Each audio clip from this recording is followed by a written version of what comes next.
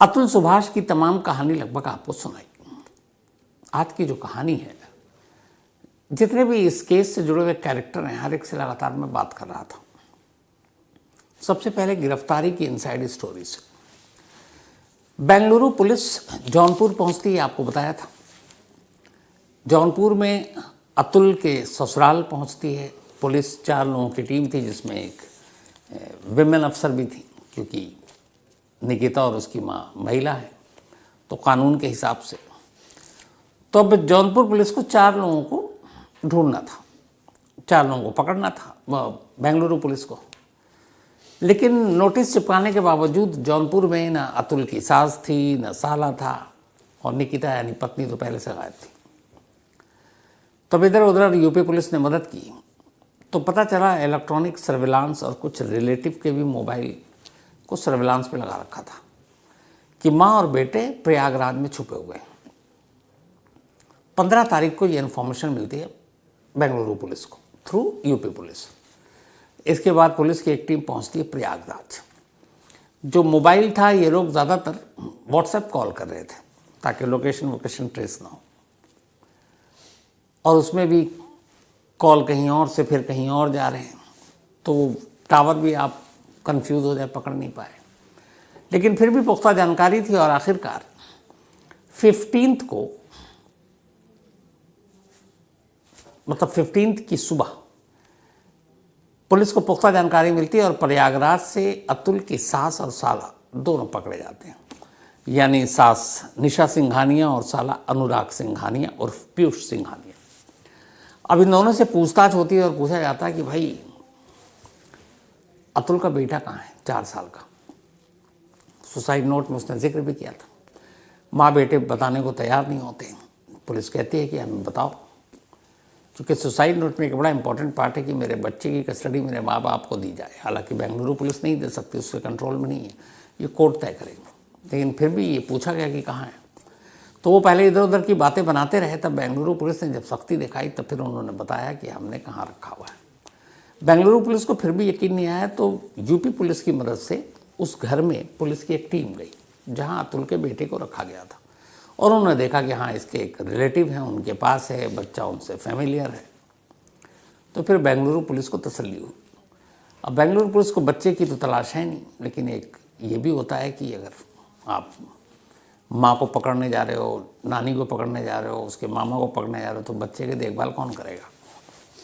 तो खैर, जब बेंगलुरु पुलिस को तसल्ली हो गई, तब उसने फिर माँ और बेटे दोनों को उठाया और अब अपने साथ बेंगलुरु ले जाना है।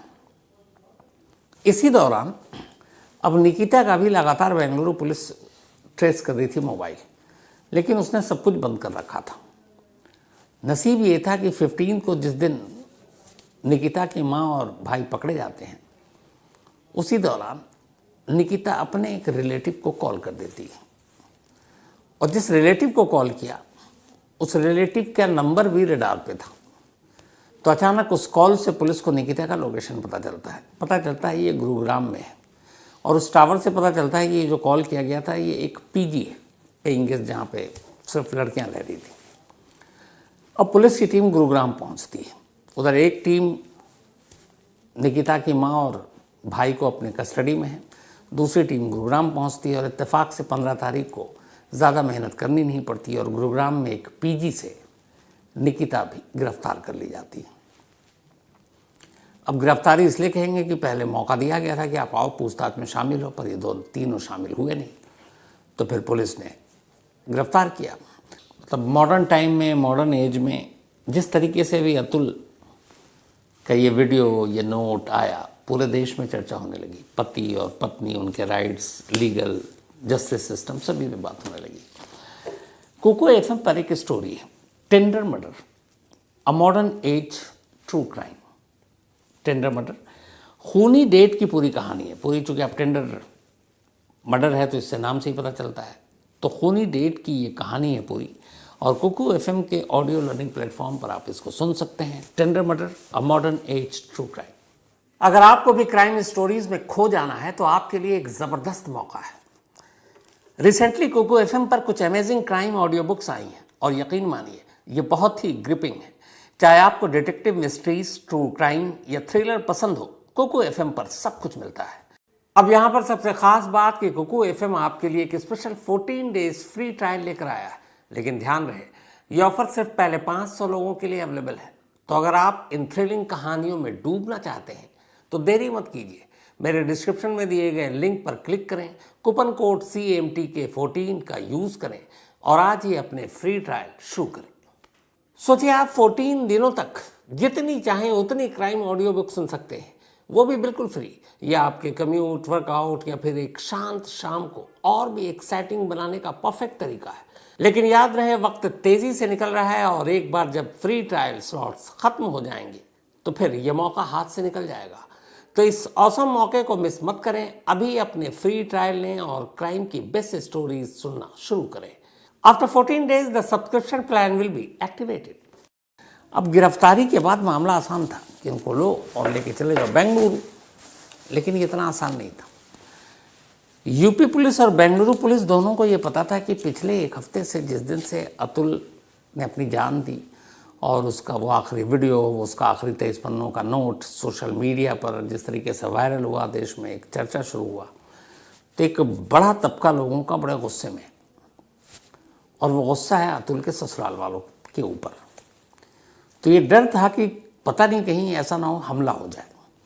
तो चाहे अतुल की पत्नी निकिता हो या अतुल की सास हो या अतुल का साला हो, इन लोगों के ऊपर एक खतरा था कि पब्लिक अटैक कर सकती है। तो बेंगलुरु पुलिस के पास बहुत सारे जरिए थे कि इनको बेंगलुरु कैसे ले जाएं। आमतौर पे बहुत सेंसिटिव या उस तरह के केसेस में आप फ्लाई करके जाते हैं, सरकारी पैसा है, वरना ट्रेन से ले जाते हैं या फिर बाय रोड। तब ये हुआ कि ट्रेन से ले जाना बड़ा रिस्की होगा, और बेंगलुरु पुलिस के सामने एक ये भी था कि इस बात को छुपा कर रखना है कि ये तीनों पकड़े गए, इनकी अरेस्टिंग की न्यूज़ लीक ना हो मीडिया में, क्योंकि अगर खबर लीक हो गई तो फिर मीडिया का कैमरा पहुंच जाएगा और मीडिया वाले फॉलो करेंगे, और फॉलो करेंगे तो लोगों को पता चलेगा कि ये तीनों कहाँ हैं, तो फिर उनकी जान जोखिम में पड़ सकती है। तो पहली कोशिश ये थी कि ये गिरफ्तारी की खबर लीक ना हो, इसको बहुत ही सीक्रेट रखा जाए।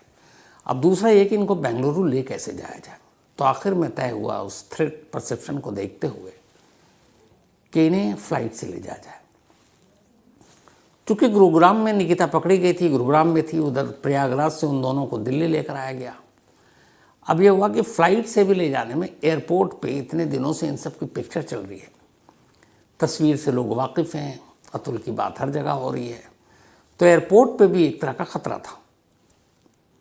तो फिर बेंगलुरु पुलिस ने तय किया अपने सीनियर अफसरों से बेंगलुरु में कांटेक्ट करने के बाद कि जो लेट नाइट फ़्लाइट होगी 1-2 बजे के आसपास या 3 बजे के आसपास, उससे इन तीनों को फ्लाइट से लेकर बेंगलुरु जाएंगे। तो इसी थ्रेट परसेप्शन के चलते आखिरकार लेट नाइट की फ़्लाइट कल, यानी कि 15 और 16 की अब तारीख हो गई थी, बेंगलुरु पुलिस की एक टीम इन तीनों को अपने साथ बड़ी नॉर्मल सादे तरीके से, मतलब ये भी नहीं कि हथकड़ी है या रस्सियाँ, ताकि लोगों का ध्यान इधर आए, और उन्हें भी ब्रीफ कर दिया गया था। और उन तीनों को भी इस बात का एहसास था कि पुलिस जब तक है तब तक हम सेफ़ हैं, पता नहीं पब्लिक क्या करेगी।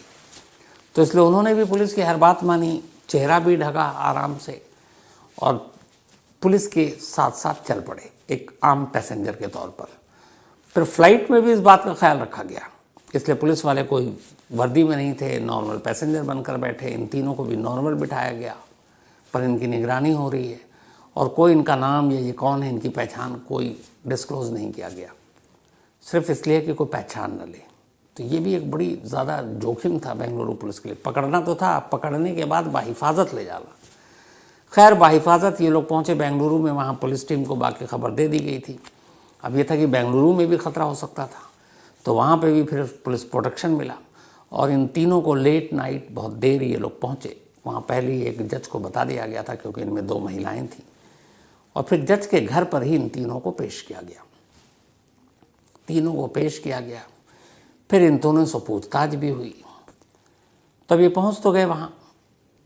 इनके ऊपर जो इल्ज़ाम है वो है अबेटमेंट ऑफ सुसाइड, खुदकुशी के लिए उकसाने का मामला 3068, मैक्सिमम पनिशमेंट 10 साल। तब उस सिलसिले में ये जो 1 घंटा 21 मिनट और 46 सेकंड का वीडियो और 23 पन्नों का नोट आखिरी, पुलिस ने पूछताछ की। बेंगलुरु पुलिस में जो हमारे सोर्सेज हैं, जो हमारे रिपोर्टर हैं, उनके हिसाब से जो पूछताछ में अब तक जो बातें सामने आई है, अब वो आपको बता रहा हूं। इन तीनों से पहले तो एक साथ पूछताछ की गई, फिर अलग अलग पूछताछ की गई। निशा सिंघानिया, इसके अलावा अनुराग सिंघानिया और निकिता सिंघानिया, यानी माँ, बेटे और बेटी, इन तीनों ने एक ही लाइन ली पूछताछ में, और वो ये कि हमें नहीं मालूम कि अतुल ने यह कदम क्यों उठाया। हमने कभी अतुल को सुसाइड के लिए या खुदकुशी करने के लिए उकसाया नहीं, और जो भी उसने कहा आखिरी वक्त में या छोड़ा, हम उसके मौत के लिए जिम्मेदार नहीं हैं। और क्यों नहीं है? शायद इस दौरान में जब वो भागे हुए थे, कुछ वकीलों से उन्होंने कांटेक्ट भी किया, और उन वकीलों ने भी उन्हें सही बताया। उन्होंने कहा कि देखो जी, हम तो 3 साल से सिवाय कोर्ट के अंदर कभी कोई डायरेक्ट कम्युनिकेशन हमारा था ही नहीं, न फ़ोन पे, न मैसेज पे, न मेल पे, न ईमेल पे, न लेटर के थ्रू, क्योंकि हमारे वकील ने कह रखा था जब तक फैसला नहीं होगा आप दोनों कांटेक्ट में नहीं रहेंगे एक दूसरे के। तो जब 3 साल से वो हमसे दूर रहा, 3 साल से हमारा कोई लेना देना नहीं, तो 3 साल बाद फिर उसकी मौत के लिए हम कैसे जिम्मेदार हो सकते हैं? ये पुलिस को बयान दिया। फिर आया कि नहीं, आप लोग उसको हरास कर रहे थे। तो अतुल की पत्नी निकिता ने बेंगलुरु पुलिस के सामने जो खुलासा किया, जो कहा, पहली बार अतुल की पत्नी का भी अब उसकी मौत के बाद स्टेटमेंट क्या कहेंगे उसको, एक पुलिस रिकॉर्ड में दर्ज बयान। तो निकिता ने यह कहा कि मैंने कभी ये नहीं कहा कि 3 करोड़ रुपए में डिवोर्स का केस सेटलमेंट हो जाएगा, ये सेटल कर लेते हैं। मैंने कभी 3 करोड़ मांगे ही नहीं, ये पता नहीं। जबकि अतुल ने अपने वीडियो में और नोट में ये लिखा है, 3 करोड़ का जिक्र किया है कि 3 करोड़ मांग रहे थे वो, कि सारा केस ख़त्म हो जाएगा, और इसके लिए जज ने भी 5 लाख जो घूस की उसने बात की। तो निकिता का कहना था हमने कभी 3 करोड़ नहीं मांगे सेटलमेंट के लिए, कोर्ट का जो फैसला जब भी आता हम उसे मंजूर करते हैं। दूसरी बात जो उसने कही निकिता ने, वो ये कि जो अतुल ने ये कहा है कि इन लोगों ने हमें हैरेस किया पैसों की खातिर, पैसे मांग रहे थे और उसकी वजह से परेशान। तो निकिता का ये कहना था बेंगलुरु पुलिस के सामने कि हमने कभी पैसे के लिए हैरेस नहीं किया, और दूसरा अगर हमें उससे पैसे ही चाहिए होता तो निकिता के अपने बयान के हिसाब से पुलिस को जो दिया कि 3 साल से वो अतुल से अलग रह रही है, वो बेंगलुरु में नहीं रही। 3 साल पहले उसने बेंगलुरु छोड़ दिया, और अब वो पहले जौनपुर में रही, फिर लखनऊ में रही, अब वो दिल्ली में जॉब करती है। तो 3 साल तक वो साथ नहीं रही। अगर उसे पैसे चाहिए होते, ये निकिता का पुलिस को बयान है कि अगर उसे अतुल से पैसे चाहिए होते तो वो अतुल को छोड़ती ही क्यों, वो उसके साथ रहकर उससे पैसे हड़पती रहती। तो कुल मिलाकर तीनों ने अपना पल्ला झाड़ा है कि जी हमारा कुछ नहीं है, केस चल रहा था। हाँ, उल्टा उन्होंने ये लगाया कि वो डॉरी मांगता था, तंग करता था, परेशान करता था। ये सारी चीज़ें जो इनका, जाहिर सी बात है, इन्होंने लीगल ओपिनियन ली है। अब उसके बाद ये तीनों फिलहाल कस्टडी में और जेल भेज दिए गए, क्योंकि वहाँ ज़्यादा सेफ है। बेंगलुरु पुलिस जब चाहे इनसे और पूछताछ कर सकती है। ये तो रहा एक पार्ट कहानी का।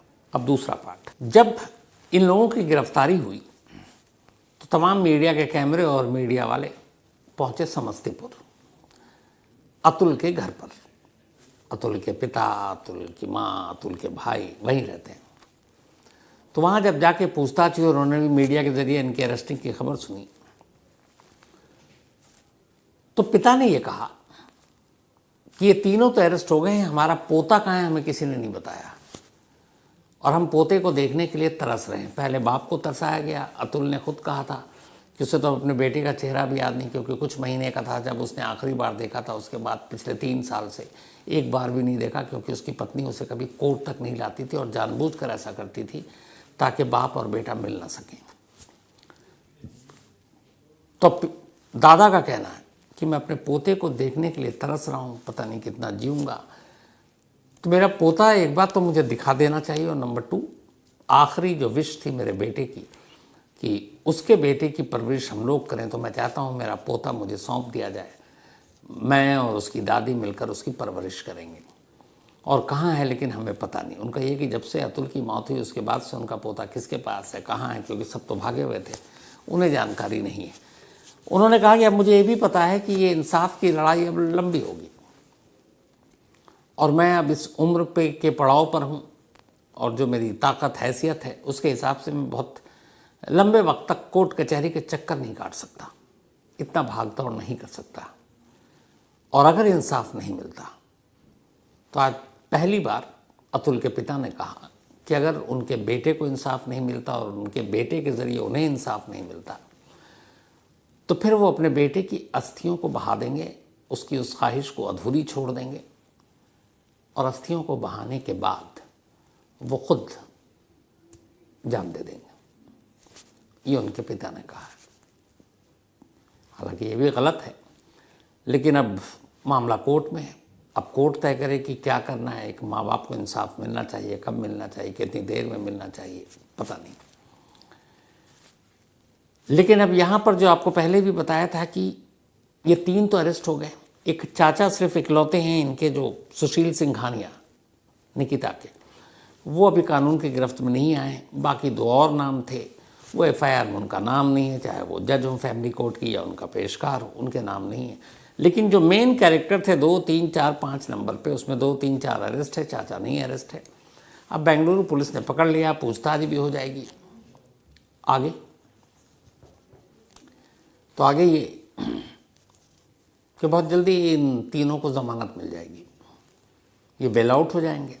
बेल आउट होने के बाद अब बेंगलुरु पुलिस की जो फाइंडिंग्स होगी, जो केस की इन्वेस्टिगेशन होगी, उसके हिसाब से वो एक चार्जशीट दाखिल करेंगे, जिसके लिए उनके पास 90 डेज़ होंगे और 90 दिन के बाद फिर ये मामला कोर्ट पे जाएगा, लोअर कोर्ट में बेंगलुरु के। और कोर्ट में जाने के बाद फिर तारीखों का एक सिलसिला शुरू होगा। उसका फैसला कब आएगा पता नहीं। लेकिन जो बेंगलुरु पुलिस की पूरी पूछताछ होगी और चार्जशीट दाखिल होगी, उसमें बेंगलुरु पुलिस बाकी सारी चीज़ें तो धाराएं लगा सकती है। शायद जो 306 है, मतलब अबेटमेंट ऑफ सुसाइड, खुदकुशी के लिए उकसाना, उसमें इन लोगों को सज़ा नहीं दिला पाएगी, उसमें इन लोगों को घेर नहीं पाएगी। पुलिस अपनी तरफ से कर भी दे तो लोअर कोर्ट में ये केस उसी दिन गिर जाएगा, क्योंकि लोअर कोर्ट को आंखें या ये कहें कि एक नई रोशनी दिखा दी है सुप्रीम कोर्ट ने ऐसे केसों को लेकर। तो ये तो होने से रहा और बाकी कोई केस बनता नहीं है। तो कुल मिलाकर जो 1 घंटा 21 मिनट 46 सेकंड का वीडियो, 23 पन्नों का नोट आखिरी, ये सारी चीज़ें शायद यूं ही ज़ाया या बेकार जाएंगी। इंसाफ के नाम पे कोई इंसाफ होने वाला नहीं। एक ऐसे ही केस मुझे याद आया इसी से कि जिसमें जो कहा, आज मुझे किसी ने मेल भी किया कि 3 साल हो गए थे अतुल को उसके बेटे को देखे हुए, चेहरा देखे हुए। जब वो शायद 2 या 3 महीने का था तभी उसको लेकर चली गई थी निकिता, और अब 4 साल की उम्र है, उसके बाद से उसने देखा नहीं है। आपको याद होगा एक कहानी सुनाई थी आपको, जो गोवा की, जो इसी शायद बेंगलुरु की ही वो लेडी थी, जो एक कंपनी की सीईओ थी, और उसका अपने पति से इसी तरह अनुबंध था और मामला कोर्ट में था। कहानी देखिए कि उसका भी मामला कोर्ट में था, डिवोर्स के लेकर और ये मेंटेनेंस हट जाने को लेकर। और वो भी पिता फरियाद कर रहा था कोर्ट में कि मेरे बेटे को मुझसे मिलने दिया जाए, उसकी माँ मिलने नहीं दे रही है। तब कोर्ट ने ऑर्डर दिया था कि हर अल्टरनेट सैटरडे को उस बेटे और बाप की एक जगह पर मुलाकात कराई जाए। लेकिन माँ ने मुलाकात नहीं कराई। कोर्ट के इस फैसले के बाद जब भी वो तारीख आती वो अपने बेटे को कहीं लेकर चली जाती, और आखिरी बार जब ये तारीख आई थी तब वो उसी बेटे को लेकर गोवा पहुंच गई। और फिर गोवा जाने के बाद उसने अपने उसी बेटे को मारा, उसकी लाश को बैग में रखा और फिर गोवा से बाई रोड बेंगलुरु वापस जा रही थी। ये कहानी डिटेल में आपको सुनाई थी। मैंने इसलिए इसका यहाँ पर जिक्र किया कि लगभग सेम चीज़ें अतुल के साथ हुई थी कि अतुल को उसके बेटे से 3 साल तक मिलने नहीं दिया गया। और बच्चा 1-2-4 महीने का होता है और जैसे जैसे उम्र बढ़ती है तो बच्चे का पूरा हुलिया बदलता था, चेहरे से लेकर सब कुछ। मिलने देना छोड़िए, कभी उसकी कोई तस्वीर तक, अब जाहिर सी बात है रिश्ते खराब हो तो तस्वीर कौन भेजेगा। तो उसके ज़रिए भी उसे पता नहीं कि अब उसका बेटा दिखता कैसा है। और आखिरी वक्त मरने से पहले उसने ये लिखा है कि मुझे ये भी नहीं पता कि अब तुम कैसे दिखते हो। तो सेम केस वो गोवा वाली थी कि पिता अपने बेटे से न मिले इस तारीख पर, तो चलो न मिल पाए तो मैं उसको लेकर गोवा आ गई, बट अगली तारीख फिर आएगी तो क्या करूँगी। तो उसका पति खुश ना हो जाए अपने ही बेटे से मिलकर, उस पति की खुशी को छीनने के लिए उसने अपने हाथों से उस बेटे को मार डाला जिसने उसने खुद 9 महीने तक कोख में रखकर जन्म दिया था। पता नहीं इतनी नफरतें कहाँ से आती हैं। तो लगभग ही यही कहानी थी। बट अफसोस की बात यह है कि चलिए इस केस में अब ये हुआ कि सब कुछ तो हो गया, एक गिरफ्तारी बाकी थी वो भी हो गया खाना पूर्ति के लिए। कुछ दिनों की बात है, बेल आउट हो जाएंगे, जमानत पर होंगे। उसके बाद फिर केस को कौन याद रखता है। उसी सुस्त रफ्तार और धीमी रफ्तार से ये तारीखें आएंगी। तारीखें भी कोई नहीं जानता है कौन पहुंचेगा, कौन में क्या हो रहा, कब क्या हो रहा है। तो आहिस्ता आहिस्ता आहिस्ता एक और केस अब दम तोड़ देगा और हम सब भूल जाएंगे। हम सब का मतलब है उसमें मैं भी शामिल। यही तो हम लोग करते आए हैं, यही तो होता है, आदतुल है। कल किसी और खबर पर लग जाएंगे, कल किसी और स्टोरी के पीछे भागेंगे, और आप लोग भी वही करते हैं। यही सिलसिला है, यही दस्तूर है, यही चीज़ें होती हैं और पता नहीं ये सिलसिला कब तक चलेगा। तो कहानी में आज इतना ही।